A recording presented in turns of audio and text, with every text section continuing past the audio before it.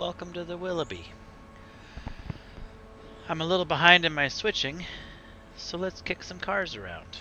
Demonstrate kind of how the lead works and all that fun business. So I've got a cut of cars. Willoughby 31 has a cut of cars that we've pulled out of the arrival departure yard. We pull them out onto the lead. A couple simple steps that make this kind of easy is I kind of have predetermined destinations in the tracks based on the cars that are already in the tracks. So the way I do it while that's coming to a stop is, if my computer will let me, we're only going to be working on this lead for interchange cars. So blue cars, pink cars, red cars, green cars. Epps Junction, Andrews, Silva, Alarka Junction. Fifth track, I should probably be kicking my Kirkland cars in there because it is a long track. They're already over here in the short yard. I might move those over at some point. I don't believe there's any Kirkland cars in this cut of cars. So for the sake of demonstrating, we will switch these cars out. So, blue, pink, red, green. That's how I memorize it. Red, and then nice thing is they've extended the reach on the turnouts. I can reach these three from here. The fourth one down there, we don't use it. We will pre-check it, make sure it's lined into the Alarka Junction track. It is. So, at that point, it's just kick cars as fast as you can kick cars and line the switches. That's how fast this goes. Just like the real trains, you got to get them moving a little bit. It will jerk a second time generally, which will drop your pin. The real ones behave just like that. That's one thing they got really right in this game, is the physics on that. At least for me, gives me a little PTSD because it does remind me of the real world.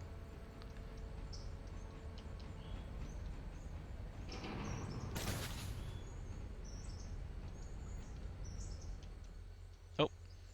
Ha! And you have to make sure you line back on the lead when you're done. Oh boy. You know, it's funny. I've tried starting this video now a couple different times over the last couple days, and I do this every time, and every time I stop because it's like, well, who wants to open the video with a mistake? Well, mistakes happen. So I'm going to keep the film rolling. Let's correct our mistake and just go back to switching, because this is part of what happens when you're doing this, correct?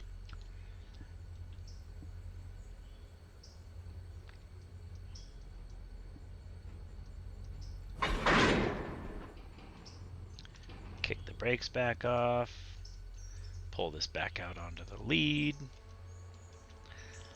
Line the lead switch when we clear it. I got so focused on the switches in the classification side that I didn't line the lead back.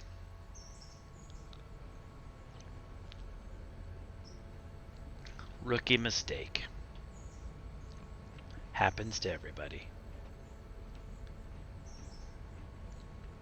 One of the drawbacks with this yard I've built, which I love, I think it's a beautiful yard and it's beautiful to see it populated with stuff, but there are so many entities in this area that it just does not like it.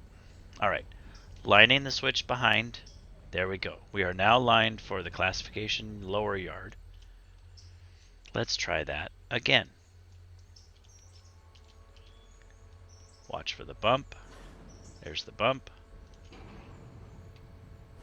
There's the second bump. Once the second bump occurs, it is safe to pull the pin.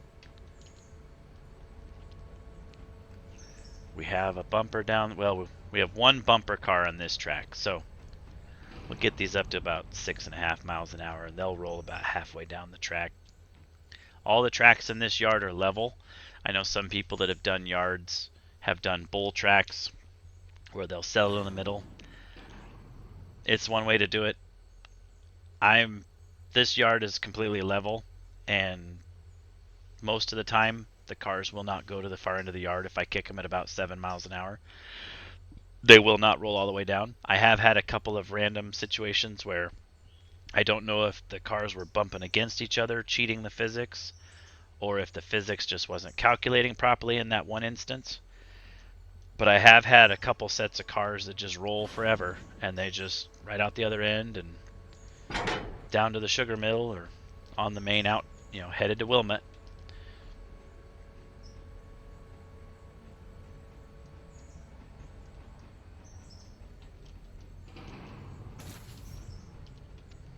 So now the purple car is cleared. Line that behind. Our red track is green, so we're lined to the green track. That car is rolling. We can start this one going because there's time. Wait for the bump. Don't get a second bump on that one. That's fine.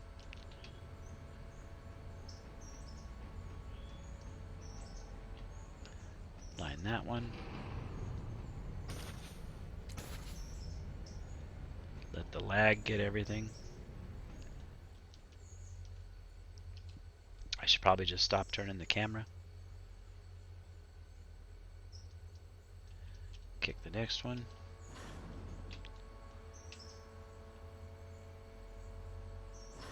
There's the second bump. Pull a pin. Rinse, repeat.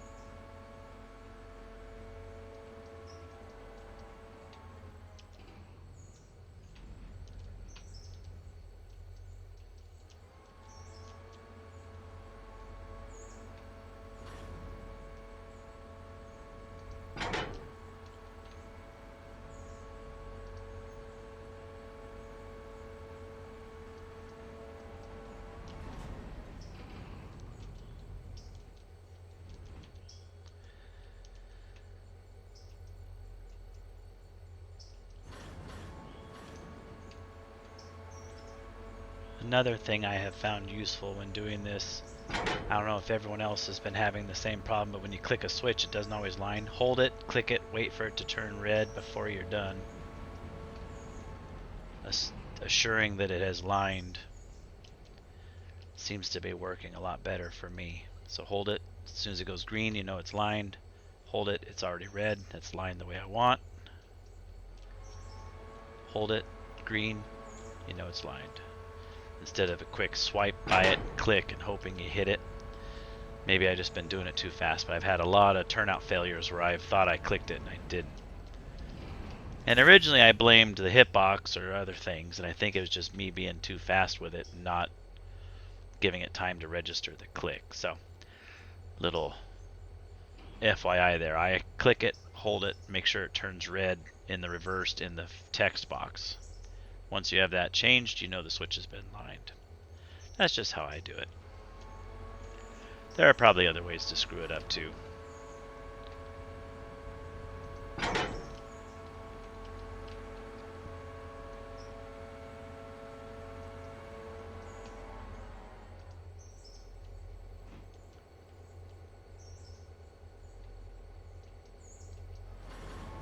But it's definitely a lot faster than having to pull cars out of the wrong track. Oh,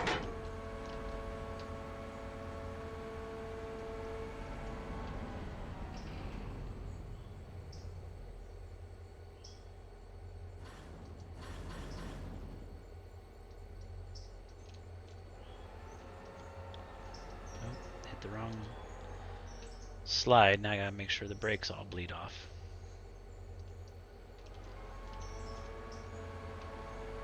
Speaking of clicking things too fast.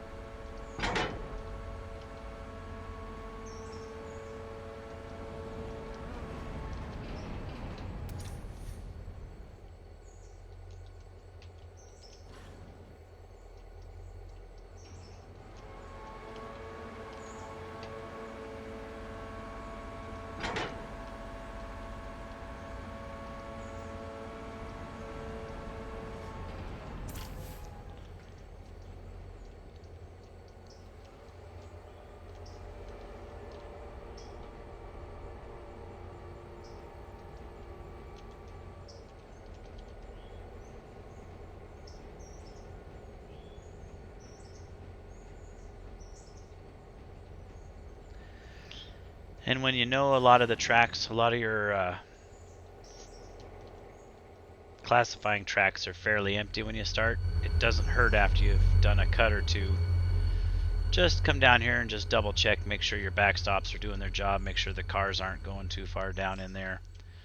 But see, they're all dying off right here about the middle of the yard, which is great, because that's right where you want them. The backstops down here are just a second set of safety to keep cars from coming out the backside of the yard and fouling the lead or hitting other things. So it's when they group right about here, which is about where they're grouping, that's perfect, my opinion. And experience with this particular yard, that's right where you want them to be. Alright, we got some cars for the short yard. I still don't have this completely memorized, so I take my time, and again, it's faster to take your time and do it once than to do it quickly more than once.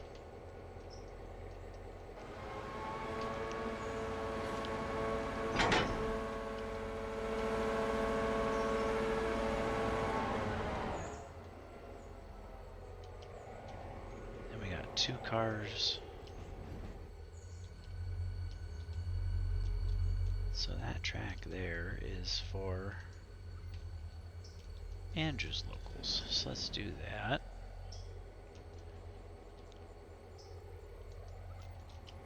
Oh, and that's the other reason I like holding it, because see how it flipped back to red? That means the car wasn't in the clear yet. Easy way to determine that.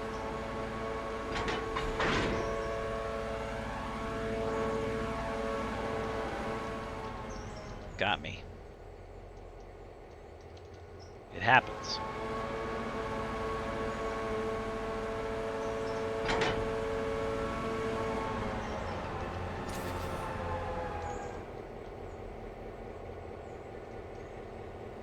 In all honesty, with this light of a cut now, I should probably just be going to 4. Be a lot easier on the equipment.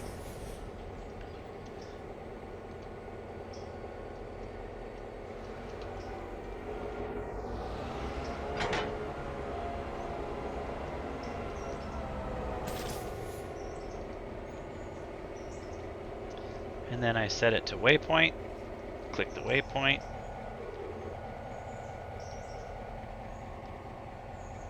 Wait for it to spin around. Come on, computer. Bring it in. Grab the next cut. I usually divide these tracks in half when I'm switching. I'll grab them from here, set a waypoint down to this first crossover, just short of that crossover, and then make the cut inside the arrival departure track. That's about 29 to 30 cars generally, and that's enough cars to switch at one time. That way you're not sawing switches as bad as you could be if you were doing it a little harder than that. That car's going a little hot. That might have been a little damage. Damage happens. Try to avoid it, but every once in a while. Dollar here, dollar there. For me, it's the price of doing business on the railroad. So, anyway, that's kicking cars at Willoughby Yard. Thank you for watching. Hope you enjoyed. Check out our other videos, my other videos. Doing a multi-part series on a tour of the railroad. Don't forget to check that out. Just finished recording the second episode of that, so our tour train for that is still sitting here in the yard. So, anyway, have a wonderful day, evening, wherever you are in the world, and thanks for watching.